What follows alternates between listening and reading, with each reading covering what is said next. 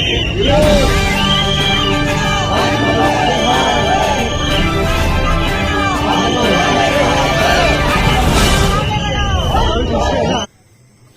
अस्सलाम वालेकुम, आदाब। मैं हूं यूसुफ अली। आप देख रहे हैं सेफ न्यूज लाइव। आइए नजर डालते हैं आज की खास खबर पर।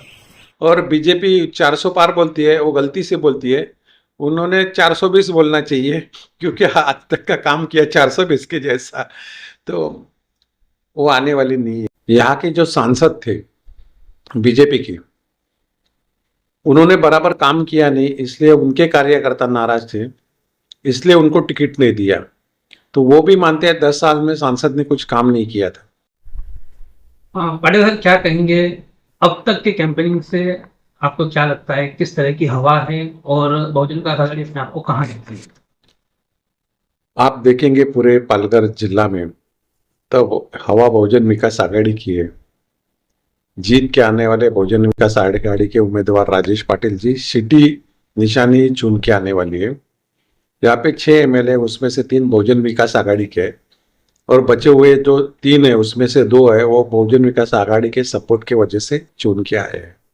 सब अच्छे हैं, लेकिन यहाँ के जो सांसद थे बीजेपी के, उन्होंने बराबर काम किया नहीं, इसलिए उनके कार्यकर्ता नाराज थे, इसलिए उनको टिकट नहीं दिया। तो वो भी मानते हैं 10 साल में सांसद ने कुछ काम नहीं किया था। उसके पहले हमारे बलीराम जी यादव थे सांसद, उन्होंने बहुत काम किए, रेलवे के हैं, खेडूतों के हैं, मच्छीमारों के हैं। रेलवे के तो मैक्सिमम काम, गैस लाइन का है। तो ये सब काम जो उन्होंने उस वक्त सैंक्शन किए थे वो बलीराम यादव जी ने, वो अभी तक वही काम चालू है।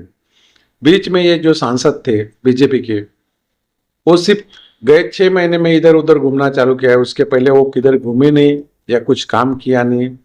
उनके ऊपर हम कुछ टिप्पणी करेंगे नहीं, लेकिन हम क्या करने वाले हैं खेडूतों के लिए, मछुआरों के लिए, या नई बस्ती आ रही है उनके बारे में, रोजगार के बारे में, ट्रेन के बारे में, ये सब काम हम लोगों के पास लेके जाते हैं। आपने देखा होगा कि गए 10 साल में न महंगाई 1 रुपए से कम हुई, न रोजगार उपलब्ध हुआ। गैस सिलेंडर से लेकर डीजल पेट्रोल से सब महंगा हो गया।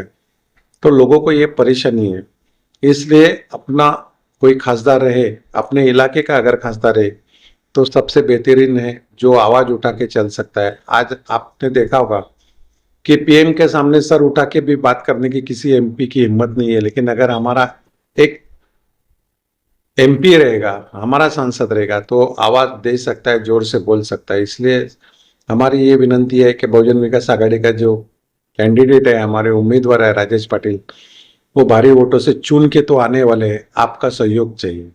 निसंदेह वसई विरार क्षेत्र में वसई और बोईसर यहाँ काफी मजबूत है, ये आपके विरोधियों को भी मालूम है। बाकी की जो 4 विधानसभा है उसमें भी ग्राउंड रिपोर्ट आपका क्या लगता है? देखो, सब पूरे पालघर जिला में देखेंगे तो अभी जो शिवसेना गुट है, उबाटा गुट है और बीजेपी है, अभी सब एक मिलीजुली सरकार है उनकी, वो साथ में है। बहुजन विकास आघाड़ी के सामने वो साथ है। आपने देखा होगा अभी जो भी गाली गलौज करते बीजेपी से लेके सब, वो हमारे पे ही करते हैं।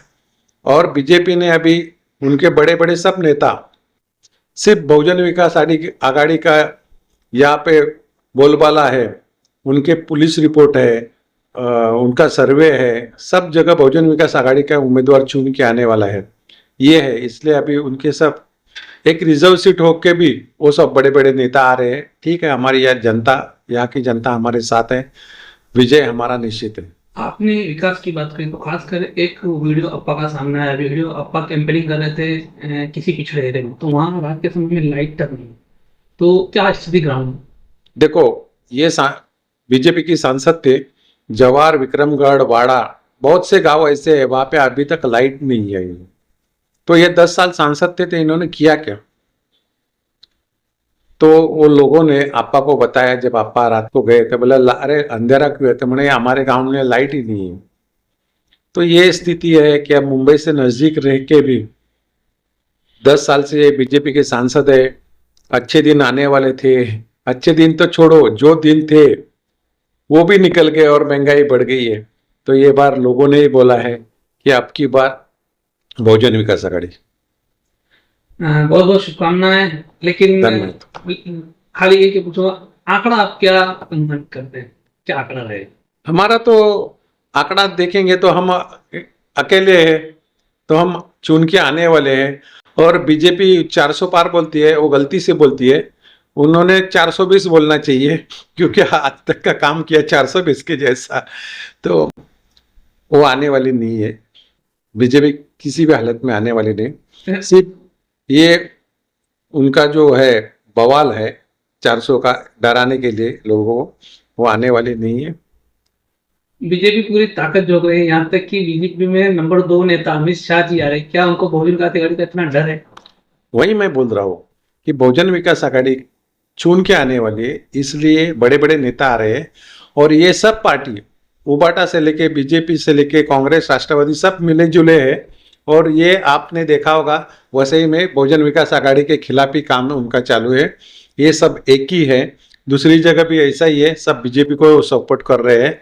और बहुजन विकास आघाड़ी के वोट काटने के लिए वो अलग अलग रूमर फैला रहे हैं।